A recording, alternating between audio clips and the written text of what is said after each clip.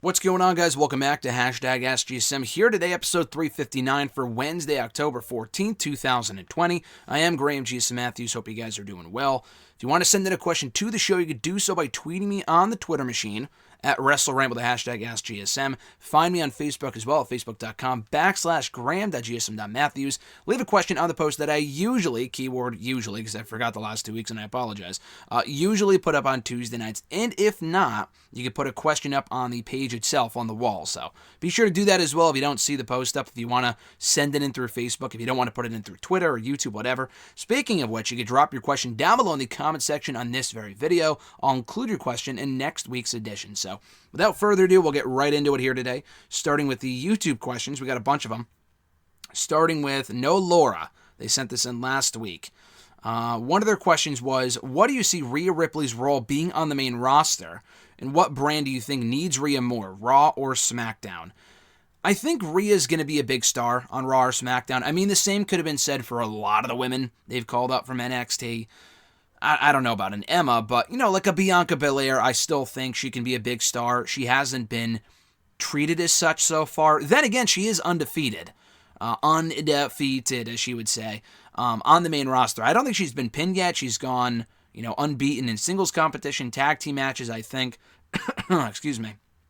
So she hasn't exactly been portrayed as a big star yet, but, I think they have the idea that they want to make her a star, that they do have aspirations, which is why I think they probably put her on SmackDown to kind of make her a big part of that SmackDown women's division. But I'm thinking of other women, like, Asuka has been a big star, obviously accomplished everything there is to do, so I can't really say she's not a big star, because she is. Kairi Sane, for example, could have been way bigger than she was. She was only in the main roster for about a year, left the company, and now she's gone. Now she's like an ambassador or something, but she's back in Japan. And you gotta know, though, if she was a bigger star in the main roster than she was before she left, maybe she wouldn't have left, because her success was so big. Why would you leave? Maybe she would have left regardless, but because she just got married earlier this year. But I think Rhea Ripley is one of the few people I could see them booking properly on the main show. Yeah, she lost to Charlotte at WrestleMania, but she stole the show. They had a great match. She came across like a star every time she was on Raw. She pinned Charlotte in that triple threat match on SmackDown about a year ago, right before Survivor Series. Even though she's had a lot more success so far in NXT, on the main roster, she lost to Charlotte. We haven't seen her since. So the last thing that main roster viewers saw of Rhea Ripley, if they don't watch NXT, was her losing to Charlotte, and that was it.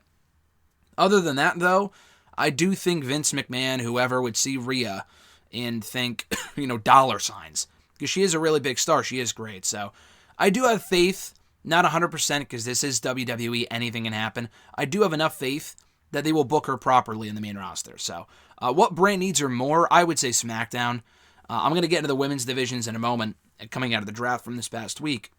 Excuse me, Jesus Christ. Still kind of getting over a cough from a couple of weeks ago. I swear I'm fine, though. But in all seriousness, I think SmackDown would need her more. They have Bayley. They have Sasha. They have Bianca. They have a lot of star power on that show. But then you look at the undercard of that division. You have Billie Kay. Who cares? Zelena Vega. Who cares? Tamina. Who gives a fuck? You know what I mean? The Riot Squad are good. They're a tag team, though. I don't see Ruby Riot. I mean, maybe we could see Bayley and Ruby, mix it up for the SmackDown Women's Championship. I wouldn't be opposed to that. But anyway, so I think SmackDown could definitely use Rhea more, especially when Charlotte comes back. Raw's going to have Charlotte. They have Naomi. They have Asuka. Lana, who gives a shit. I guess SmackDown has Natalya, too. I totally forgot about that. But again, who gives a shit about Natalya? Next question from Hand Sanitizer. Again, great name. I've said that before. Their question was, should 205 Live have titles and cause feud/title matches that can lead to pay-per-views to hype it up? So, what do you mean, additional titles? Because they have the Cruiserweight Championship, which, is an NXT title, but it's basically the crown prize of 205 Live. I know there were rumors at one point of tag titles being established in 205 Live, and that was when they had a handful of tag teams. I think they had Hideo Itami and Akira Tozawa. I want to say Jack Gallagher and Gulak had something going on. A lot of the stuff just kind of blends together for me at this point. But I feel like there was a stable, like a mini group with Gallagher, Kendrick, and Gulak. That was a tag team. Obviously, the Lucha House Party was a tag team. And maybe one or two more. They had several tag teams, and it never really came to fruition, and I'm glad it didn't, because they have, like, no people now. That division was great in 2018. I think Tony Nese, Buddy Murphy also had an alliance in 2018. So it did make sense to have tag titles until it didn't, because they lost a lot of those tag teams, a lot of that talent. Pretty much all those guys are gone from the show. The Lucha House Party haven't been on there in a year. Tozawa's on Raw now. Hideo left the company. Gallagher was released. Nese is like the only one still there. Gulak is gone. He's on SmackDown, Raw now, I guess. So they don't really have any more of those tag teams. Kendrick is still there, but that's really about it. But, yeah, so they only have the Cruiserweight Championship. They only need the Cruiserweight Championship. What I would like to see more of, what you're kind of petitioning for, like more feuds, I agree with that. The original idea behind 205 Live was to feature these guys on Raw to get people to watch 205 Live. The problem was that we saw basically nothing from these guys on Raw. None of the matches they were having for the most part, none of the feuds they were having were remotely intriguing, compelling, whatever. So no one could give two shits about the Cruiserweights. So if they weren't doing anything for me on Raw, then why would I want to watch 205 Live to see more of the same? Even though 205 Live was way better at that point than what we were seeing on Raw with the Cruiserweights. Didn't exactly work out. They scrapped that concept altogether by early 2018. By early 2018, they were off Raw completely. You know, they were on the show for the better part of 2017, but after about a year, they were like, yeah, this just isn't working. The purple robe shit was stupid. They just stopped doing it altogether. So, I think keeping it exclusive is nice. I think merging it with NXT is for the best. 205 Live is completely pointless. I think just having a cruiserweight division in NXT is enough. Doing the matches you would do on 205 Live there is enough. Because 205 Live is just supplementary.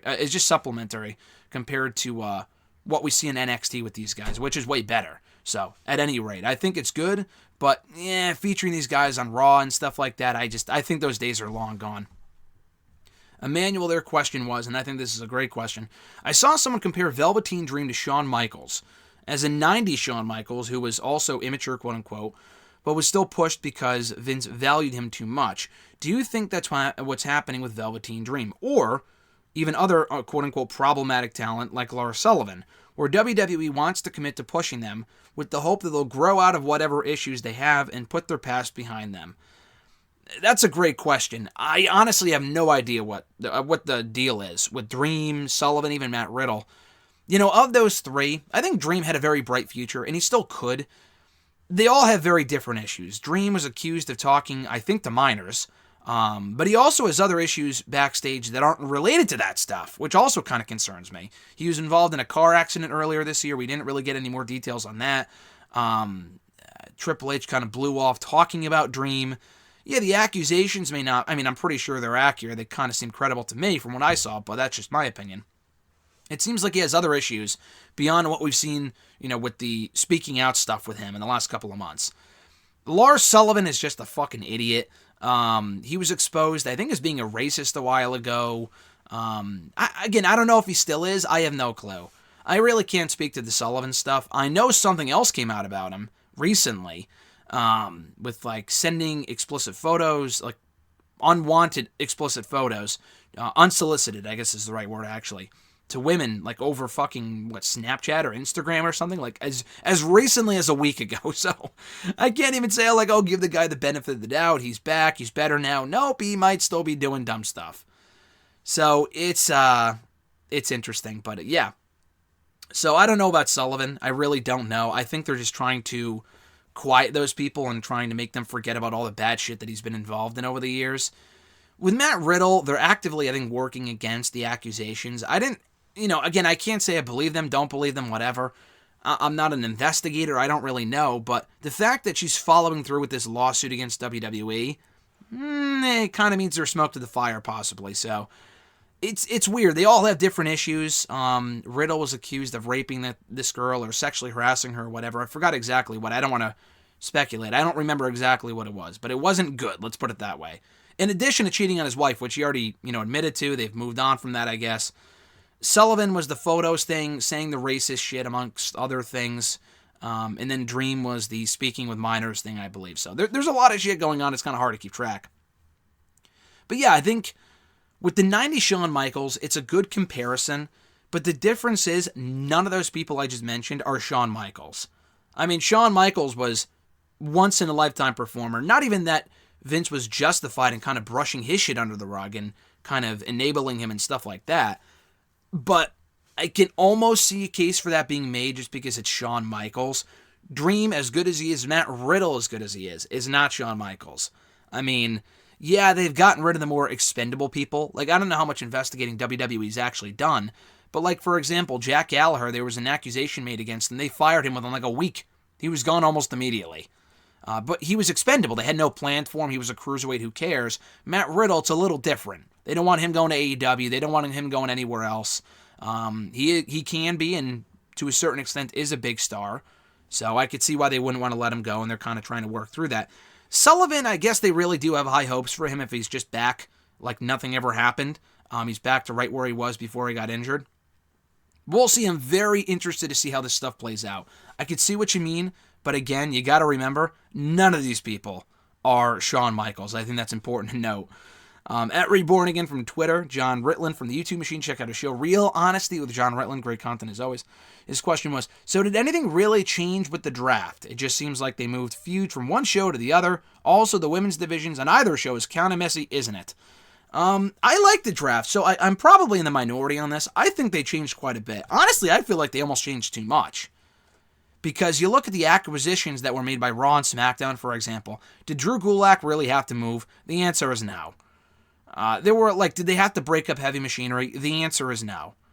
But I like that they moved Kevin Owens. I think he needed a refresh. He told me as such in our exclusive interview a week ago. Check it out right now on Bleacher Report and the audio of that interview right here on the channel. Cheap plug. I'm glad that he moved. I'm glad Rollins moving was kind of a surprise. But the fact, the whole feuds thing, I don't really see that for a majority of the feuds. Because, like, for example, they stopped the Riddle-Corbin feud. They're on separate shows now. Biggie and Sheamus, that feud's over. Vega and Asuka, that's over. The only feud that I can really think of that's continuing, Rollins and Orton are not Rollins. Orton and McIntyre are still the same show. Roman and Jay are still on the same show, but they should be because they got 2 big title matches coming up later this month, and I wouldn't have moved any of those guys anyway. Bayley and Sasha still on the same show, but again, they should be. Rollins and Mysterio is the only major feud I can think of. They moved from one feud to the next. They broke up Apollo Crews and the Hurt Business. Thank fucking God. The Mysterio-Rollins thing was dumb. They should have either kept the Mysterio family on Raw or moved, just Rollins or just Mysterio or whatever. I probably would have just moved the Mysterios because that would have been cool to see Dominic and Rey together on SmackDown without Rollins there. And I think Rollins is good on Raw, but it's cool to see him on SmackDown. Yeah, that was the only thing I really had an issue with. Murphy's there, too. I thought that was kind of stupid. So, I do think enough changed. Rollins moved. We have AJ on Raw again. Kevin Owens is on SmackDown. They moved some pretty considerable players, I would say. So, I was pretty satisfied with the draft. And the people that stayed put should have stayed put. They had no reason to move Roman or Drew or Randy or Jey Uso right now. They moved The Fiend. They moved Braun. They moved some pretty big names that probably should have been moved. So it's not like they're continuing The Fiend and Braun Strowman. I know they feuded for like 6 months, but it's not like they're continuing that on Raw. So overall, I was pretty happy with the draft, to be honest with you. The women's divisions are a mess, though. It feels like there's a lot of good, and then there's a lot of bad. Raw, I have the divisions right here in front of me. Raw has a lot of women. They actually have Alexa Bliss, Asuka, Becky Lynch, who's out right now, and she's going to be out for a long time. Charlotte Flair, who's going to be back at some point soon, I would assume. They picked up Dana Brooke in the trade, quote-unquote, which was dumb.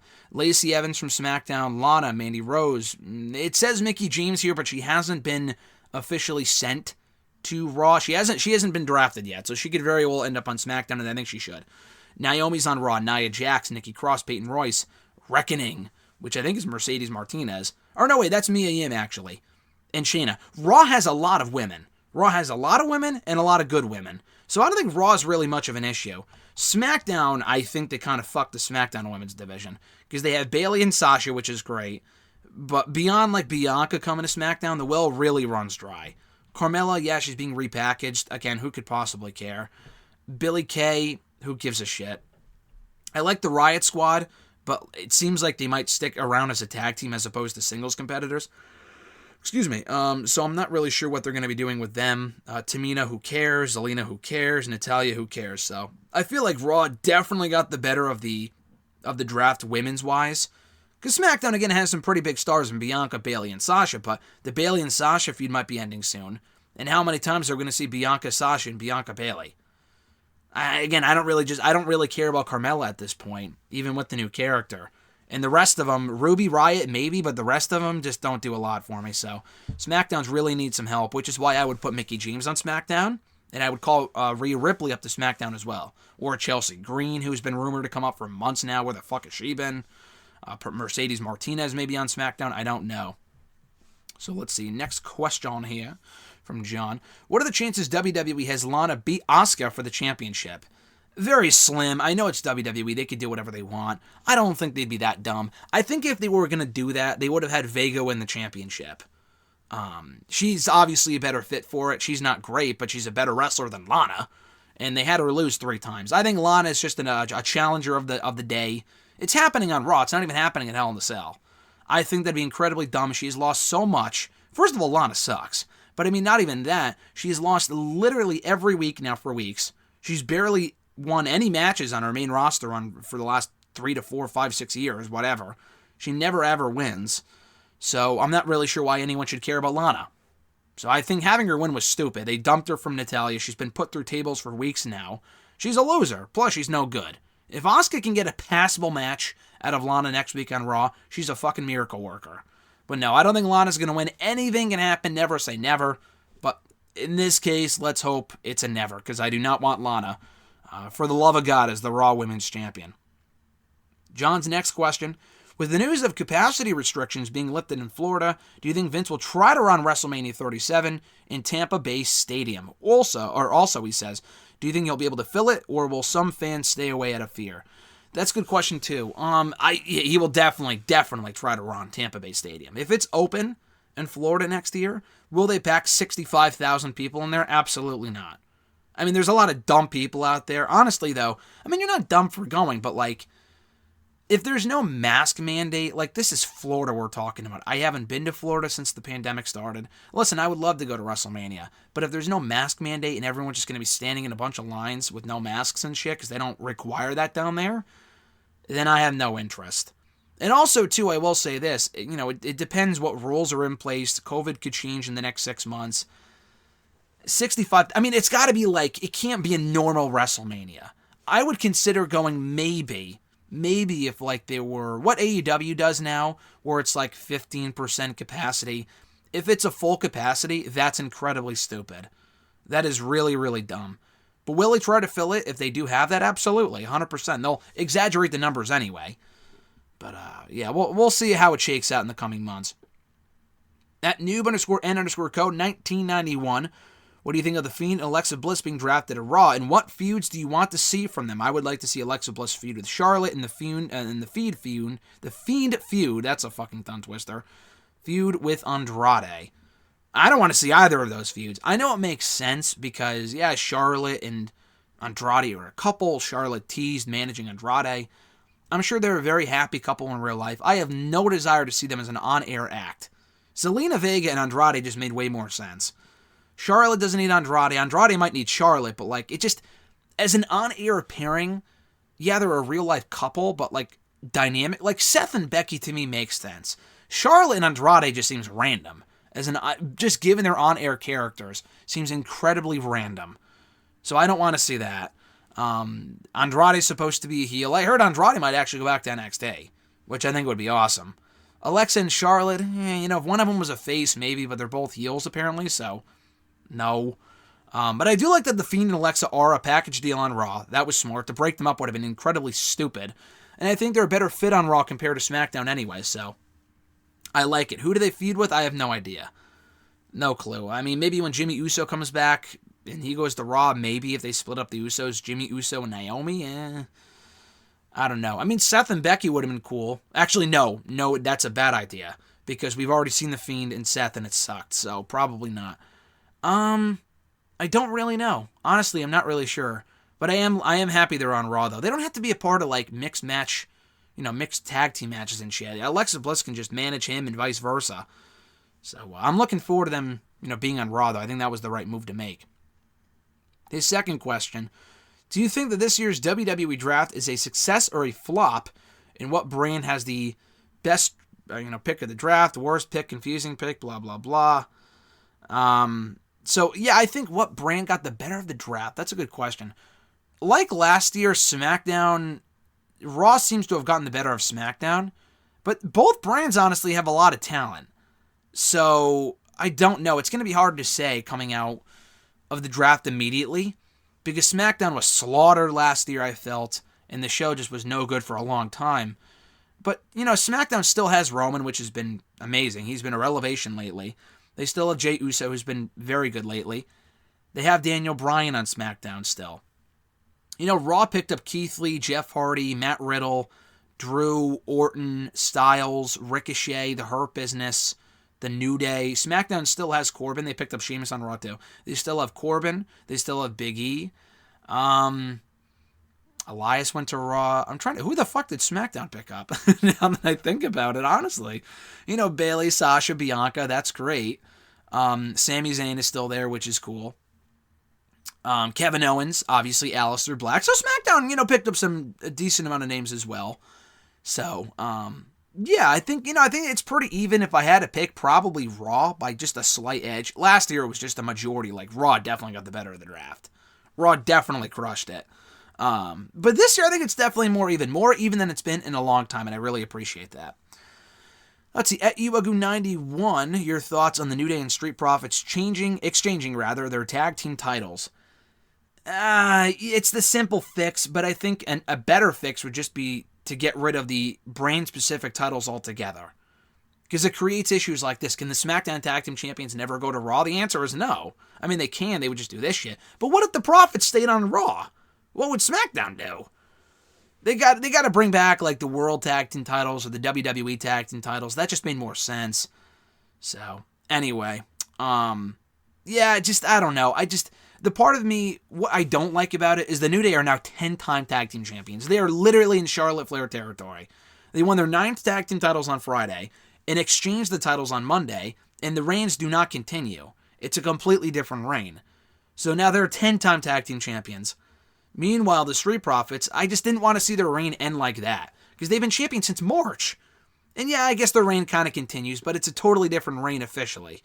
So it kind of sucks their reign had to end at 7 months like that, but it is what it is. There's really not much you could do. Your thoughts on Ricochet pulling an Eddie Guerrero and Cedric Alexander. I liked it. It was a nice nod to Eddie. I thought it was a cool moment. Ricochet was just hilarious selling the move or whatever. He did like the Fresh Prince gif where he like faints or whatever. I thought that was funny. It's a dumb finish. Like, obviously it's a nod to Eddie. So in that way it's clever. Logically though, it just makes no sense. And it's never made any sense. Because we're constantly told by the referees or WWE that referees cannot call anything unless they see it. That's why people get away with shit all the time, because the referees don't see it because they're blind. If they didn't see it, it didn't happen, it doesn't count. He didn't see Cedric, quote unquote, hit Ricochet with the chair, so why would he call for the bell? Just because he heard the noise? I guess if he heard it, I guess he could do it. But if not, I don't know. They have to make that clear. But this is WWE. They rarely make that type of stuff clear. It's a dumb finish, but it was a cool nod to Eddie, so I will give it I thought it was nice for that reason. Here's the next question. What are your thoughts on the angle between The Fiend and Alexa Bliss and them doing the stereo sister Abigail on Andrade and Zelena Vega? Well, I mentioned this before, but I like the act moving to Raw. I'm interested to see what they're going to do on Raw.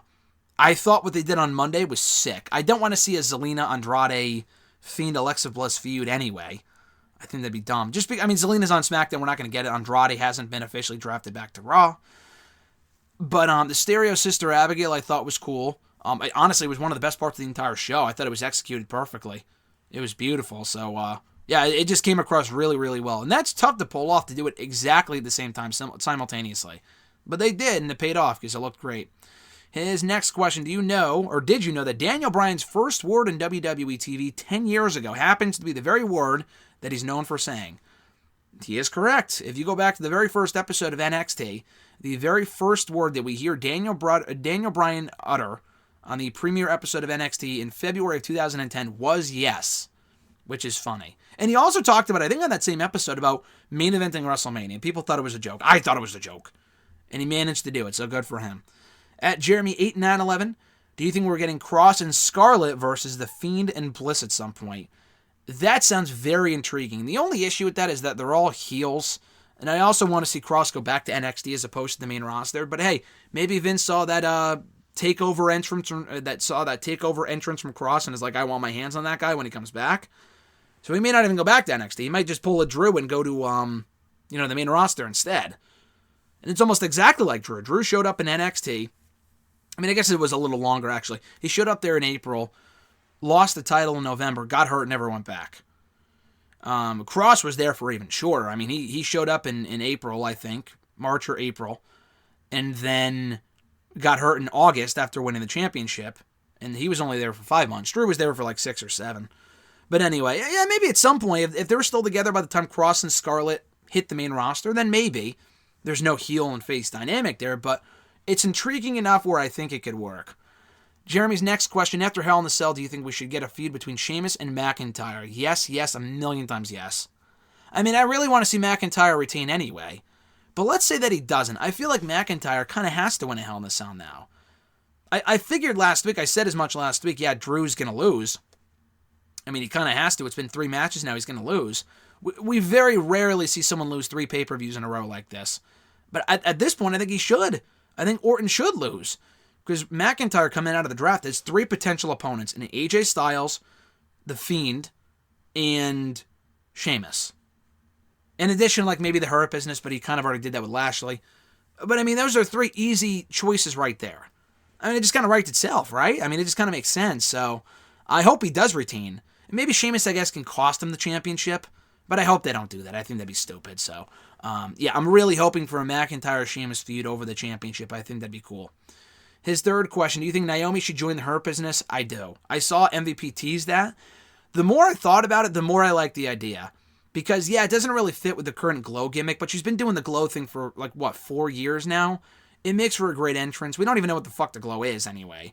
But not only that, she's been doing the same character for so long, and yeah, again, why fix something that isn't broken? But I think she could use a change, and people want to see more from Naomi. That'd be the perfect way to do it. She could join the Hurt Business, turn heel, beat Asuka for the championship, and now they have a women's championship. I think that would be awesome. So yeah, I'm all for that. I don't know when Naomi's coming back, but I think that'd be really cool. At RJ_Marceau, Mr. Marceau's question was, is Toni Storm the one to take the belt off of Io Shirai? I believe it would be their 3rd match, and they are 1-1. Real quickly, before I answer the question, on that same note, I did get a chance to interview Toni Storm yesterday for Fanside of Daily DDT. Check it out at dailyddt.com. The article should be up by now on dailyddt.com, so check it out. We talked a lot about her return, where she's been, NXT UK, coming back to NXT, stuff like that. So definitely check it out right now. She was really, really fun to talk to. But on the subject of Storm, is she the one to take the belt off Shirai? That's a good question. If I had a choice between, let's say, Rhea, Storm, and Ember, I would probably go Storm. Ember is a great get for that division. I'm very happy she's back. I don't want to see her be the one to beat Shirai. Maybe it would make up for her being the one to not beat Asuka, 3 years ago, so she just beats her friend instead. But she doesn't need the title. She could just be there and do her thing and not need the title. I mean, I guess Finn Balor didn't need the title and he won it anyway, but that's because they didn't really have much of a choice.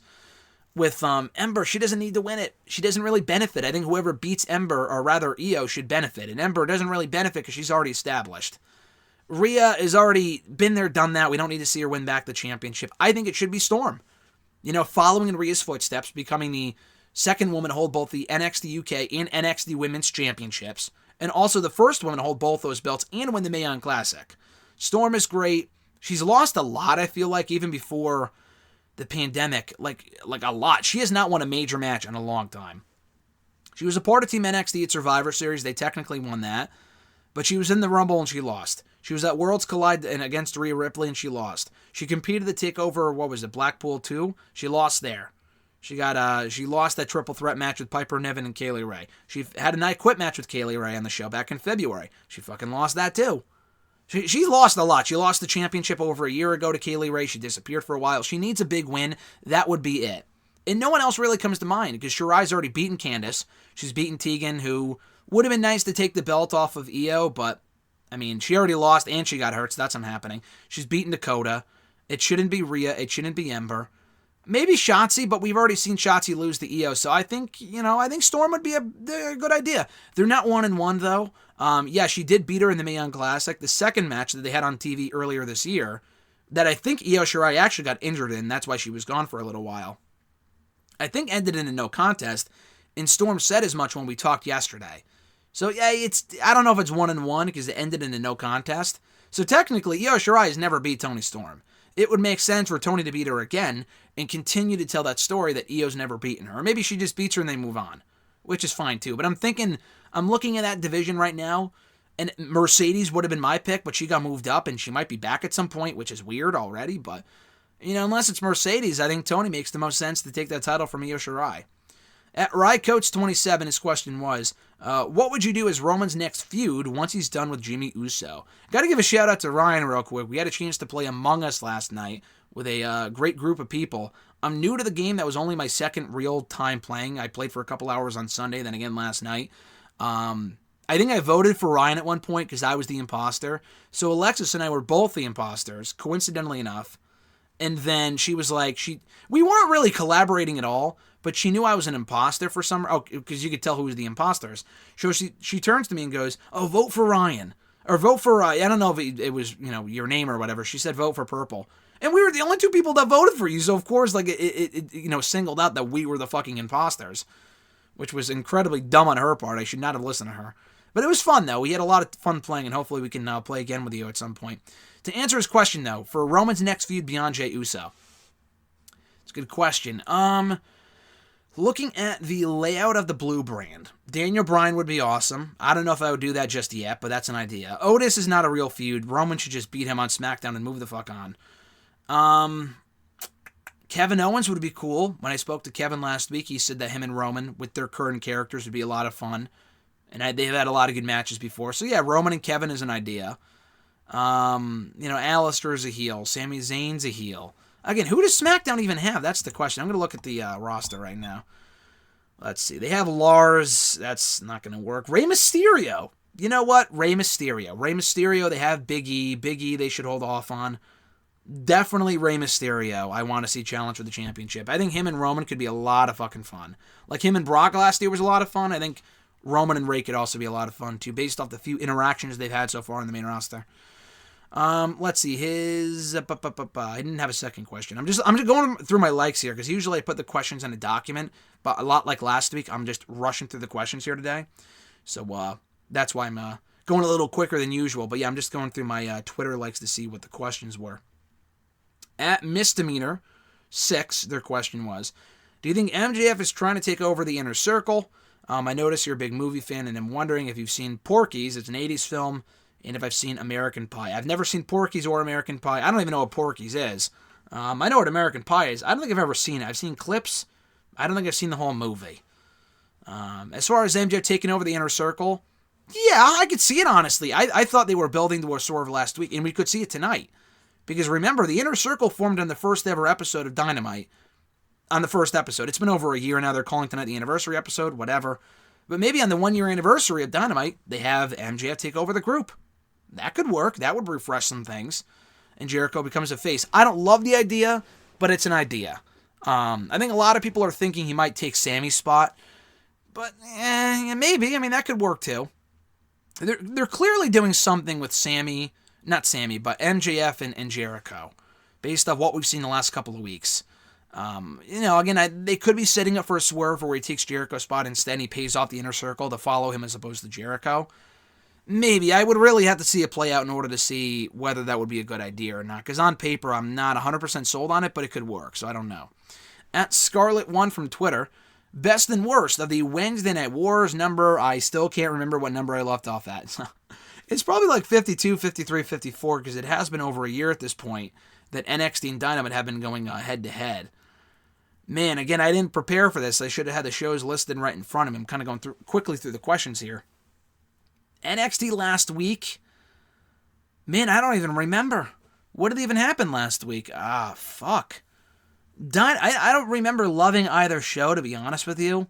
The Jericho segment I thought was dumb at the end with MJF, and the credits were funny, but everything else was stupid. I don't remember what the opening match was, but I remember liking it. I liked FTR and Hyper 2. It was kind of clunky, but it wasn't great. It was all right. It just wasn't a great show. For NXT, what happened on NXT? Oh, the tag team match main event with Ember and, was it Io or no? It was Ripley. Taking on Dakota and Raquel. That was a good match. Dexter Lumis came back. I like Lumis, so it was cool to see him back. Austin Theory faced Lumis, actually, and he lost. What else happened? We had that Tony Storm video package. I like that. I know Balor wasn't on the show. O'Reilly wasn't on the show. Were Johnny and Candice on the show? They were. They did some sort of video. Who did Shotzi face? I thought Shotzi faced someone and won. I don't remember. I don't remember a lot about the shows, which means they weren't all that memorable. Their next question, do you think Lana's win on Raw was WWE throwing her a bone, or is she simply pure filler for Asuka? No, she's absolutely filler. I mean, they have literally buried her the last month or so. Rightfully so, because she sucks, but it definitely is weird timing-wise with the, Miro promo on Dynamite. He shows up on AEW, tells the boss to go kiss his ass, or to stick it up his ass or whatever, referring to Vince McMahon. Probably not the brightest thing to say if your wife still works for the opposing company, still works for that said boss's company. Because she wasn't being buried before that. She was on Raw in like a regular role, being kind of protected. Didn't she win it? Didn't she beat someone recently? And maybe she lost to like Ruby Riott. I don't know. But at any rate, I thought she was just being buried. I feel like they just kind of gave her the win to give Asuka just a random match on Raw. It's not the right opponent. Honestly, I would have rather seen Natalya versus Asuka. And I don't even care about Natalya, but at least the match would have been better. Lana, just who cares? That's just a throwaway TV match. To promote that as a title match, again, who the hell could possibly care? Especially given not only is the woman not good, but she's been made out to look like a complete loser for the last, month or two now. Losing every week. Weeks on end, being put through tables. So I thought that was dumb. Their final two questions. Of the tag teams getting broken up, New Day, Heavy Machinery, and some third tag team I may be forgetting, that being the Lucha House Party, actually. Which members do you think will still do well by themselves? The only person I could see doing well by themselves is just Big E. I mean, obviously, if you're talking about the singles competitors, like obviously Kofi and Xavier are fine. Big E, I think, has a very bright future for himself on his own on SmackDown. Tucker is doomed. He got drafted to main event. It wasn't Raw. Let's face it. It was fucking main event. He's doomed. Otis, once he loses that briefcase, I think he's fucking doomed too. Lucha House Party, I like Kalisto. I would like to see him get pushed on his own as a heel. I just don't see that happening. And Dorado and Metalik, I like them. I don't see them really going anywhere, though. So of the tag teams that broke up that I can remember of those three, I think New Day are perfectly fine. Kofi and Xavier are good. And Big E he's well on his way to superstardom. So I think he's going to do just fine for himself on SmackDown. And that was one of the few tag teams that got split up that I had no issue with. Because you still have Kofi and Xavier on their own, or as a tag team on Raw, and Big E's just doing his own thing. So I have no issue with that whatsoever. Their final question, how do you feel about Andrade and Mickie James being undrafted?